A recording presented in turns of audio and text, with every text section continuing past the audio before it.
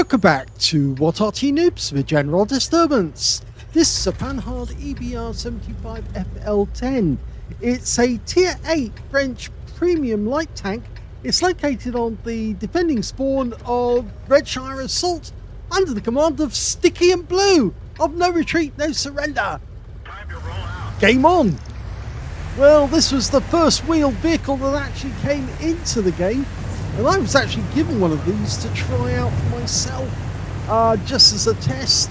Yep, because I actually happen to know Salty Jedi, and the Salty Jedi had a couple of free codes that he gave out to some people.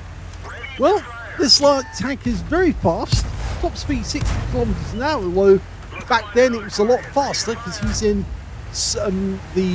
what's the word? It's not surge mode, but he's actually in fast mode at the moment. Sprint mode, that's the word I was looking for, sprint mode.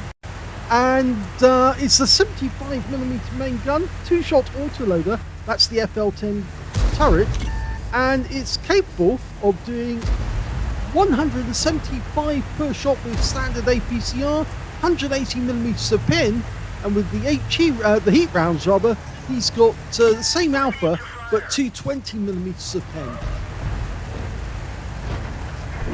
He's currently riding around with just one round, actually. I don't think he knows that, or rather that he's so intent on actually spotting the enemy that, yeah, he suddenly found out that he's short of a round.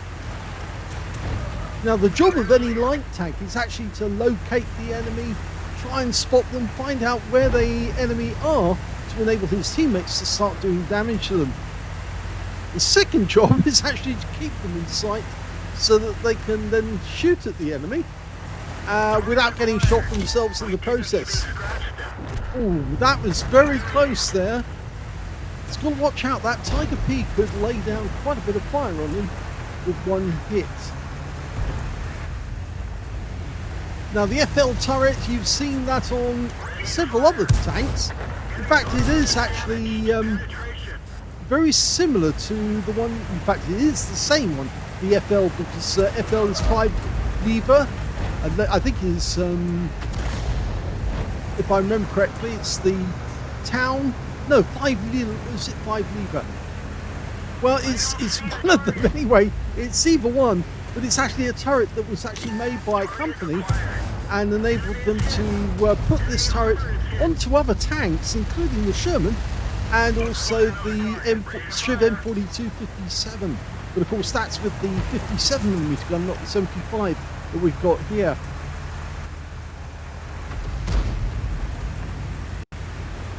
He's certainly keeping active, but he's not keeping them all spotted at any one time. It's very difficult because if he does try to keep them all spotted, there's a chance he might get shot at. Oh, we got some shots in there. Hit the Lynx 6x6. And the Lynx has gone down. I'm wondering there if he actually picked up assist. No, I don't think he did, but he did get a low roll hit on the Lynx. So all he's got to do is try and keep those enemy tanks spotted without receiving any fire in return. And yes, he is starting to take fire from the enemy, but he's not getting hit because he's moving so quickly. Well, he spotted up one side of the map, and he's now receiving fire from this end of the map as well. And in fact, he's now attracting the enemy Arty, who happens to be an M44 and an M12. He certainly did a good job around the north end. He's kept the enemy at bay to a certain extent, and now he's popping back to do another job. Now, normally we didn't particularly like the EBR when it first came out, mainly down to the fact that we saw that this tank was designed to rush in, kill the Arty, and ruin our game, and basically it was a spoiler. And in fact, actually, that did happen quite a lot. Even in some of my own games, I noticed that the first job would be to try and find out where the enemy Arty was, rush over there, and kill it before it could do any more damage. Well, that's one shot in, second shot goes in, and that AMX 1357, oh, he does ram damage as well. Unfortunately, he's on reload, and we get around him just before he fires that 57mm. He was on reload at that moment, so we got one quick ram kill, or ram damage, and then finish them off with one round as soon as we reloaded. So he's doing quite well so far. He has lost a quarter of his hit points, but he's exacted quite a bit of damage on the enemy. He's already up to 1,000 spotting and 1,600 actual damage. He's keeping the enemy at bay, certainly the enemy in the north. And now he's making a quick run across to the south again. Whoa! Actually getting airborne as well. And he's found the AT7, pumps one round in, and disappears before any return fire. And in fact, that, I think, might have been the enemy Arty trying to nail him. Of course, being that this is a premium tank, you can train other crews for it. And I think some people have actually put the crews from this vehicle into their EBR 90s and EBR 105s.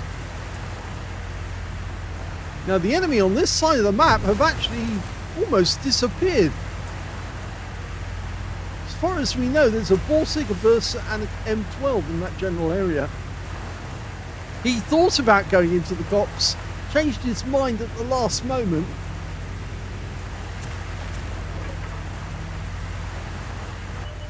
Certainly being very, very active. They found the M12, who allowed the turret to swivel around. He did actually get some spotting assist, and the M12 is no more. Whoop, enemy RT firing. That's the M44. And I think he's firing from the other end of the map. There's the Borsig. So he relocated from the north and actually decided to go a bit further south. We've got two shots in the mag. The Burza appears to be hiding over that area, and now we've stopped just for a moment because I think he wants to spot the Burza and or get a couple of shots into him. Yes, he can get a shot, and he's now got the push mechanic working. Oh!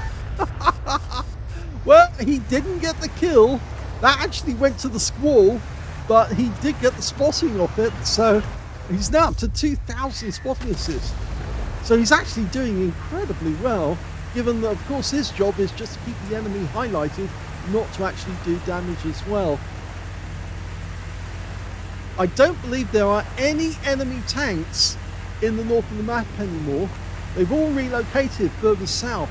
In fact, there's only 5 enemies remaining in this game. He's also been maintaining his speed other than when he dealt with that Bursa. Going to try and come up behind the enemy this time. Now the big worry is, of course, if that Borsig spots him, he could end up getting a big hole in his vehicle. Skirting round the edge, looking for that M44. He's not in the usual position. Now, of course, they win if they stop the enemy from capturing the cap and or destroying all of their vehicles, and I don't think they've got a hope in that at the moment. He's found the M44. Fires one in. No. Notice how he's using auto aim a lot, staying in third person, just clicking onto auto aim, and I think he's behind that building. He's waiting for us to turn up. Oh, well, looks like a couple of rounds went in there. And they found the Borsig. There he is, up on top of the hill. Couldn't get an auto aim on. There's the M44, and he gets him with one shot. So he missed out on getting the kill on the M12, but he definitely got the one on the M44. So he won't get a Pascucci's, but he will get the satisfaction. Oh, and there's the kill on the Skoda. Now the AT7 is spotted. We're into the last minute. There's only 2 enemy remaining, the AT7 and IKV-90. He's desperately trying to come in behind the AT7, pumps one in. Pumps the second one in.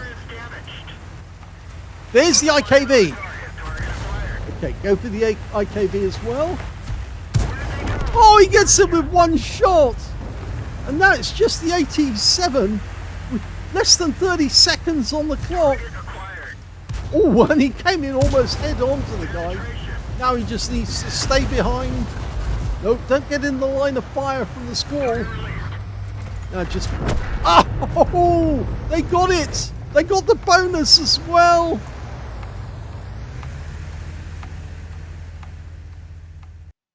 Well, this is a turn up for the books because this is what we call a holy trinity with Ace Tanker. Yes, he did get the Ace Tanker in this game, as well as getting a spotter badge for spotting at least 1,000 hit points of damage, a fighter badge for getting at least 4 kills. In fact, he ended up with 4 exactly.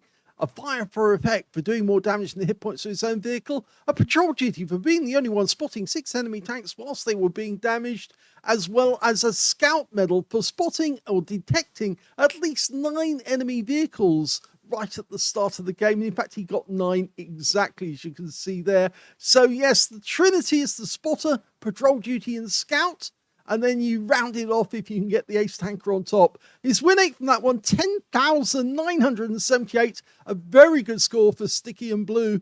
Let's have a look at the team score. Well, he didn't get the highest damage in the game, but he was very close. The IS-3A on his team got 3,478 hit points of damage. He picked up the high caliber. Second highest damage went to Sticky and Blue, who got 2,943. And of course, he picked up patrol duty and scout. And the third highest, well, that goes to the Borsig on the enemy team, who got 2,796. He was desperately trying to get close to the cap towards the end of the game, but he got wiped out because he got too close and our teammates spotted him. The Squall also got a Confederate in that game for hitting more of the enemy than anyone else on his team.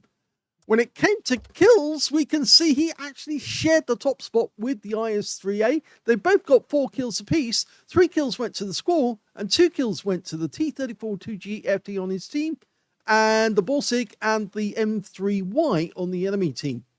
And when it came to base XP, he's tops, because he was getting so much spotting. 1,576 base experience points out of that game. 1,044 went to the IS-3A. And they were the only 2 players who managed to make it over 1,000 base, with the Shrek getting 824 in third place. So he's tops on 2 of the columns and second on the first one.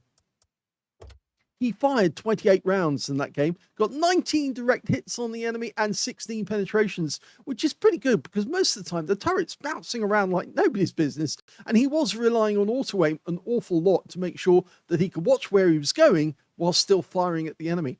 He got 1 splash damage as well, 2,943 hit points of damage, of which 140 hit points was at more than 300 meters. So most of the damage at long range, close range rather. The long range shot, I think, was the M44, if I remember correctly. 2 enemy hits received, 1 penetration, 1 non-penetration, and he also got 9 enemy vehicles spotted, 9 enemy vehicles damaged, 4 killed, and 3,639 hit points of spotting assist in the game, and that's why he got such a high base XP out of it. On a premium count, he actually made a profit of 125,278 credits to the game, and he got 25 bonds for a mission achievement, and on top of that, he got 7,328 experience points out of the game as well. So he'll be a very happy bunny. He said, he sent me this one in, and he asked if I could do it for him. Yes, I certainly can do it. And if you do have a replay to send in, don't just send in the replay file. Just load it up to what record or the Salty Jedi, as the rest of us do, and then send me the URL, and so I can actually look at it and have a quick run over it. But yes, great game, very good. Normally I won't do EBRs because I think they're the devil's spawn, but in this particular instance, this is an Arty player who's having fun in an EBR, so what the hell. Hope you enjoyed it. If you did, please give this video a like, and thank you for watching.